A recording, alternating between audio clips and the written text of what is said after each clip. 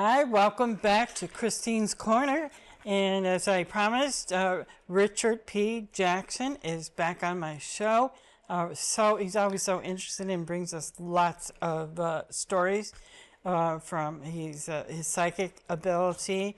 And he's also cleared houses and demonic possessions. And he said it can come in many forms. And colors means something too. What were you talking about colors? Yeah, we were mentioning if we choose things arbitrarily because we like that color, that's fine. But we also have to know if we paint a room a certain color, it'll tend to have an effect on how we visually, visual feeds our emotions. Like imagine walking into your house and your room is bright, brilliant red. You might like red, but do you really want a bright, brilliant red or the darkest purple? And so it's amazing that some of what I call transition colors are the most popular colors these days. They're not the primary or secondary colors. Some of the secondary colors, yes, but they're the transitional colors like aquamarine, like orange red, like red violet. Violet's already a mix of violet and red, but now you have a little added red, so it has that reddish tone as opposed to blue violet. Yeah. And it's funny how the commonality happens when I see animals, because I'll sometimes do animal communication. And I'll kind of go where I'm led, and I tend to mix it up because people know me and they call me, and whatever it is, I'll take a shot at it. Unless I think I'm not the person for the job. And one of the things I realized was not only how important animals are to us, but also how important other things are to us, even though we don't always realize it. It's important when a child is born that they're blessed. Every religion on earth, every tribe, no matter how primitive or advanced, has something where they say, this child belongs to mom and dad and the family and to God Almighty. Why do they do that? That innate knowledge that if you don't do that, they're almost like able to be gotten to a little bit easier. Now, is that true? I really don't know, but I suspect there's truth in it, yeah. Sometimes when I interview people before, or just talk to them about their problem with their house, might be their kids are having a problem. And I'll mention, were they all baptized? Well, our first two were, but not our last two. And which kid are you having a problem with? And invariably, it's probably going to be one of the kids that wasn't baptized. And I mean baptized, that could apply to Jewish, people of Islam, Hindu, Buddhist faith. It doesn't matter. We have to somehow put a tag on who somebody is and who they belong to. And one of the ways we act, that's what I was saying about color, is how Americans act with red, white, and blue, because those are our colors. That's it. In the soccer matches, when the Brazilians come out and they're green and yellow, everyone knows it's Brazil. It means a great deal symbolically. But also, I've watched when I do hypnotherapy, I'll go through the color wheel and I'll have people let me know when they've done it. A simple nod or even a twitch. And as we go through the color wheel, their mind goes from color to color. And, if you actually made a circle of the color wheel, everything would gradually change. There'd be no lines there. Yellow would kind of turn to green, which will turn to blue, which will turn to violet, which will turn to red, orange, yellow, etc. And as I bring them through, they get very relaxed because those colors are the colors of our world, but they are not all the colors there are. We see the way we see. We don't see microwave colors. We don't see ultraviolet colors. We don't see other worldly colors. We don't see things because our eyes don't have anything but rods and cones to see what we can see. But there's colors out there that are absolutely gorgeous. To me, this is part of what heaven promises, is that now we don't need our physical eyes to see. After a while, we could begin to use our spirit, and there's colors out there that are magnificent that we can't even imagine now because we haven't experienced them yet. And that lets me know we're a work in progress. Mm. We're not going to just go away. We can lose our lives, but in my world, I didn't. Like I said, I didn't want it. I didn't expect it. Um, does go on. Spiritual life does go on. And one of the ways that it's been proven to me is there's actually been phone calls from people who've passed away. I've seen people in the flesh for up to 15 to 20 seconds, totally, fully physical in the middle of the day, and then they'll just vanish because that's taking a long time. And he goes, hold your breath for 20 seconds. It's not a short time if you're actually, standing on one foot or hanging on a rope. It's a while, and for something to actually appear, it's to make sure, and I think it's why I was able to see things for a while, that I would never question the idea that life isn't everlasting in some form, that our spirits are important and they are something beyond even our body. We still exist and go somewhere. There's a reason for us to be good, to be loved, to learn how to love, to learn how to really appreciate, because we do take that stuff with us. Do you think there's different levels and realms? I mean, some may feel they go straight to heaven or straight to hell, or others there's a purgatory. There's several levels of purgatory. What's your take on that? My take by what my And some probably just stay mission, here for some reason. I would say my mission, I'd say that's one of the most perfect questions I could be asked. I mean that. Um, I think without any doubt whatsoever, um, life not only goes on, but it it gets better. We learn things. We're here to learn.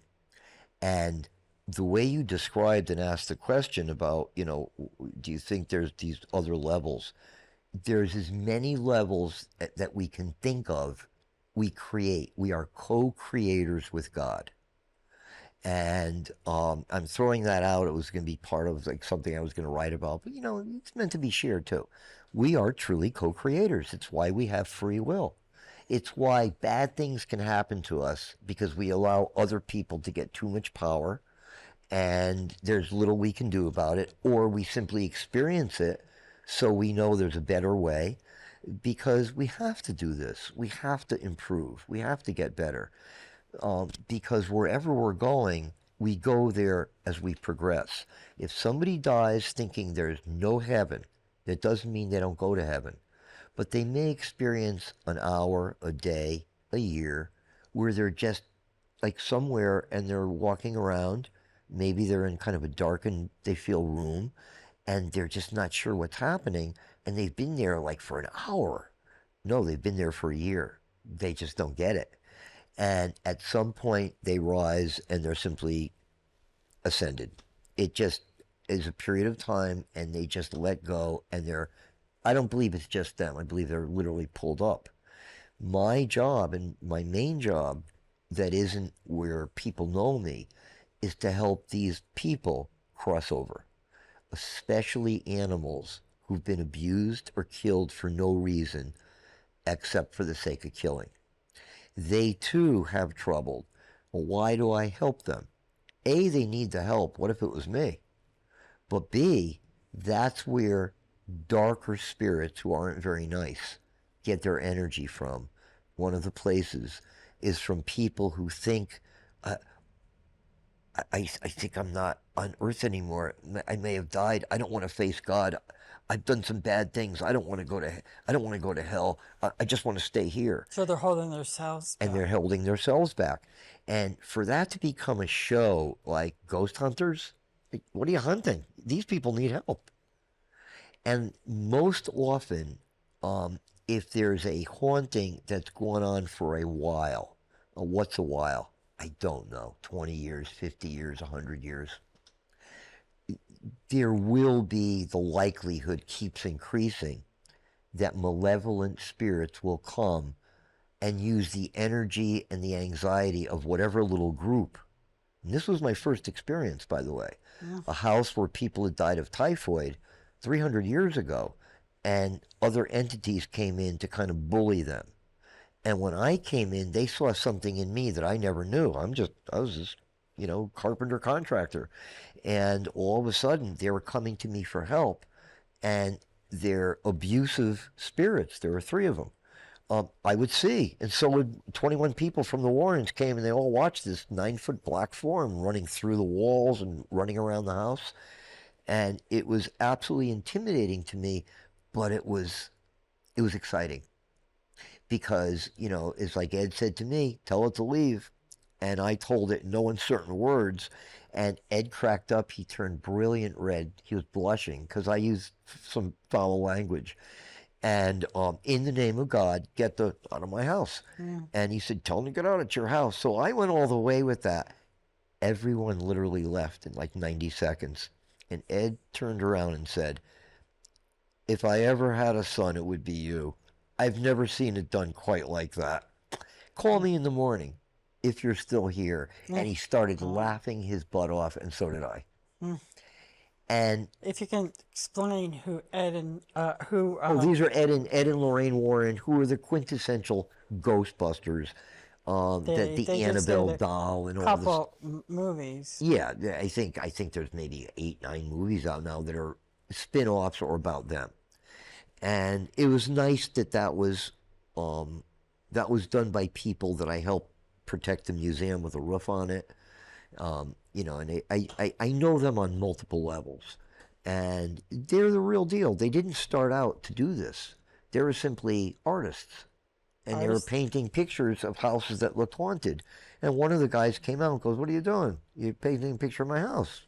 And Ed said, do you mind? No, not at all. Well, it looked like a little haunted, and we love drawing haunted scenes. And he goes, it is haunted. Come on in. That's what started their career. Oh. Isn't that neat? Yeah. And they introduced me to a man that I would never normally have encountered. His name was Bishop McKenna. Oh. And he was a priest, obviously a bishop. Didn't he have special healing powers or something? I believe that's Father Diorio. Oh. But the bishop was and is known. He's passed away. God bless him and love him. And I'm sure he's well established. He's probably the most successful and one of the greatest exorcists in the last 100 years in the world. Oh. And I had a chance to do about 100 with him on my cases and his own and Ed and Lorraine's. And I couldn't meet finer people. They were the real deal. Some of the nuns and sisters there totally changed my view about people of the church and people of the cloth. Most of them are very dedicated, good people. And, there's a reason why sometimes a priest go rogue, because if a priest goes rogue, sometimes there's a lot of pressure put on that priest to look bad, because anything that doesn't like the church, it could hurt somebody in the church. But if you get a priest to do something stupid, it basically draws people away from their faith. Mm. And who would want that to happen? Of course. The things we don't like. Right. Even the part of our nature that's not good. And, it was really a bad luck for me. I went from, the frying pan into the fire, and all of a sudden I needed a place to live, and now I'm living in one of the more haunted farmhouses anybody's ever even heard of. Oh, Things happen in that house that the owner won't let anyone do a story unless I do it. And I'm still thinking I may do a story on that house still. How do you protect yourself from that? Or anybody once who you says experience it, aren't you like fearful of it entering you and your family? It's a reality. One of the best ways to protect oneself, it's not a guarantee, but it's faith. It's realizing maybe what's scaring me needs help. And you try to help, and no, you're not getting a very good response. So now you're saying, in the name of God, in the name of all that's good, maybe a person's not sure of God, but they still are good people, and they have every right to say in the name that's all right and just, you're not wanted here, get out. And, the old adage about vampires needing permission to come in is not that far from it being sometimes a little true. And we can create monsters in our heads. If we keep putting out some of these shows with the blood and gore we have and the debauchery, it really brings out something dark in us. And what happens? Our frequency, our vibration resonates just like a bell, like ding, ding, ding. Different vibrations. If we bring it down, the lower we bring it, the more susceptible we are to other spirits. And, we're talking about this side of things, let's just say on below par, is sometimes, as I had experienced before I ever did this work, the spirits of people who've passed away who are addicts, and all they still care about is getting their fix. And a couple of them lived in a house, they passed away, and I moved into the house, and I started getting a feeling of wanting to do what they were doing, Oh, which was IVing cocaine. oh, And it got to me. And I saw things I thought were hallucinations. It wasn't 6 years later that I then experienced a whole different, reality where I moved into a house and I had to deal with this stuff, that it came to me that whatever I was doing happened to me because spirits were trying to vicariously get high through me. they And can do that. They can take over your body and feel that feeling. I don't think if you're walking down the street, they're going to like jump in like that. But if you give them an opportunity, because you get whispered to, let's have a drink of bourbon. Hey, let's try that. Um, yeah, they could take that little part of us that would usually, nah, I'd never do anything like that, and go, well, maybe I'll try it once. How bad could it be? And we begin to rationalize things. And some people can be wide open. And that's often if somebody's doing a lot of drugs, or if somebody invites something in, like a Ouija board. Who would have think that something made by Parker Brothers could actually be the source of like a quarter of the hauntings I've been on? It is. Stay away from those Ouija boards. It's saying, any spirit, come on, we want to talk to you. And who do you think is waiting to answer? It's not going to be some glorious high-end angel. They're going to pretend that they are the. Yes, they're gonna pretend, and sometimes they're gonna be neutral. But I wouldn't take that chance. In a million years, I would not use a Ouija board. No. I know someone who used it and experienced on the way they had to walk home in the dark, and it followed. Actually, see this cloud follow it. And It was it just was, waiting for permission. So sometimes when I, give some time to my own prayers for people I know, people who need prayers, and the world in general, I often will ask that people be guarded against being their own worst enemy by inviting things into their life. They should know about the spirit world because of something beautiful that happens, not something dark and scary. That's not about God. That's about our own fears and stupidity. We play with things without knowing their dangers. I've heard that everyone would go to heaven because um, they want to go to heaven. The ones that go to hell, that's where they want to go. It's where they think they're gonna go, they expect to go, so they go to a place like that, but eventually they are restored. Um, the universe doesn't create things that don't transform and become other things. The universe itself, if you look at it as a planet, an ecosystem, an island, a solar system, or a human body, there's a reason for everything. And no soul is just cast off. It learns the lesson that if it believed it deserved that, then it didn't really believe what they professed to believe in, which was, well, God will forgive this. I just ask, like, I'm so sorry, I didn't mean to do that. Let me do things to undo that. I'm so sorry. And all we really have to do is undo some of the things, damage we do, because nobody, nothing, let's say in charge, on a higher level, wants a soul just to be cast off. No. I know that some people are put in isolation for a while, but that's for their own good. And time becomes very elusive. Years can feel like minutes. Or people who kill people Yeah, and many people and gruesome, you know. It's like, wow, they need to go to hell. people ask me a lot about people going to hell if they've committed suicide. Yeah, that's supposed to be the biggest sin of all. It's it's a sin, but it's also an illness. And where it's not an illness, it can be something of a sin. You're right. It is kind of murder. But it's also something else. Sometimes, if people choose to end their life, there's absolutely no hope, and let's say they have an assisted suicide, and maybe they're just so far gone, they're absolutely at their last end of speaking, they can't move. I don't think they get punished for that. I think they're just trying to take their family and make it a little bit easier on them. Like, let me just leave. Let me go so you can go on. I'm draining everyone here. I don't think they'd be punished for that. But you're right, it is murder. But there's a thing even in murder called justifiable homicide. Mm. But when we recklessly do that, it's often because people are opened up. Often they're alcoholics. There are often children who've been abandoned, and later in life, their marriage goes south, and they feel the same hopelessness they did as a kid.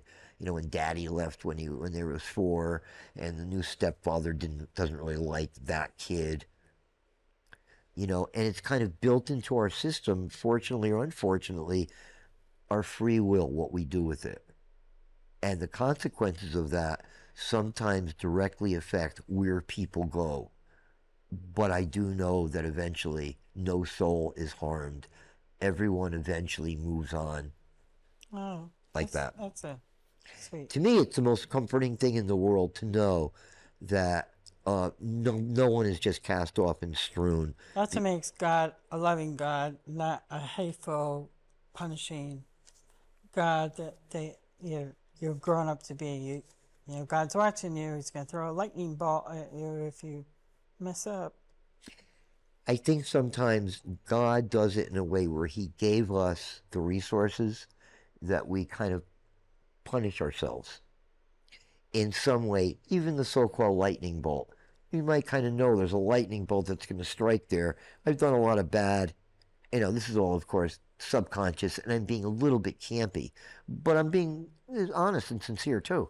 Is they'll walk over to get hit by the bolt because they believe that's what they should do, and then once it happens and they didn't die, and they go, God was trying to tell me something, and Yes. I'm going to start behaving right. Yeah. And sometimes it's people's redemption. Sometimes the greatest people do things because at their worst moment, the best comes out. Because we live on a planet that everything poses a danger: disease, starvation, foul water, storms, other people, animals. We're all at risk. And yet we live 40, 50, 70, 80, 90, 100 years now. Yeah. How do we do that? And the third factor, not just our brain and heart, but because something greater than us covers us. And some people say God, and I believe that's part of it. And ultimately, the major part, there's something that is above and beyond everything, and is everything inclusive, and then some. And I think we're kind of loved and coddled, because if we make it through life for 40 years, Yeah. they say a lot of great good happens. And that's when the Buddhists say Kundalini happens, where we connect with the earth and we become part of a major cycle. Well, a lot that people get messed up with, they say, why did God allow this to happen? This child just got squished under a car. Why did you let that happen, or all these wars and Because we invented people rape. and cars and roads. And, you know, if you have one thing, which is called free will, people make decisions, and sometimes, even though they don't mean to, they look away for a moment and they're not able to grab their child, or they've done nothing wrong. They're going down the road and some truck driver falls asleep at the wheel and rams them. Yeah. It's part of the price we pay for living a human life. But I know beyond any shadow, for me, in the world that I've come to live in from the age of about 40, I've come to know that child is going to be elsewhere. They'll be fine. Will they see their parents again? Probably, yeah. Well, again, enjoyed your time with us again on my show, Christine's Corner. And thanks for coming and watching our show with Richard P. Jackson. And tune in and onto his website, richardpjackson.com. Yes. And The Freaking Truth is coming soon. So thank you again. Love you. Thanks for watching. Love you. Thank you.